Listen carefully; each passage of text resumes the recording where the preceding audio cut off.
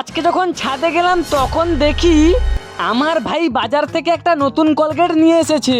আমার তো দাঁতগুলো হলুদ হয়ে গেছে, দাঁত মাজতে হবে। ভাই ভাই কলগেটটা আমাকে দে না, আমার দাঁতগুলো হলুদ হয়ে গেছে, আমাকে দাঁত মাজতে হবে। কেন রে, তোকে দেবো কেন? এই কলগেটটা আমার, আমি দাঁত মাজবো।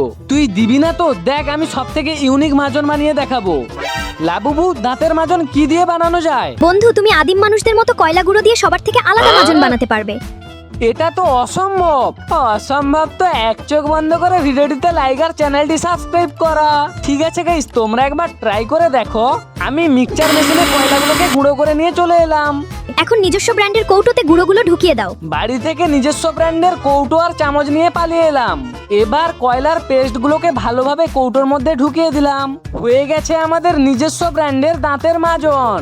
এখন যখনই ইচ্ছে হবে একটু কয়লার পেস্ট নিয়ে দাঁত মাজতে হবে। এতে তো দাঁত কালো হয়ে গেল লাবুবু। বন্ধু, তুমি আগে মুখটা ধুয়ে দেখো কেমন জাদু হয়। এখন যখন আমি ভালোভাবে মুখটাকে ধুলাম, আমার দাঁত তো একদম চকচকে হয়ে গেল। কিন্তু গাইস, তোমরা এই দাঁতের মাজনটাকে 10-এর মধ্যে কত দেবে?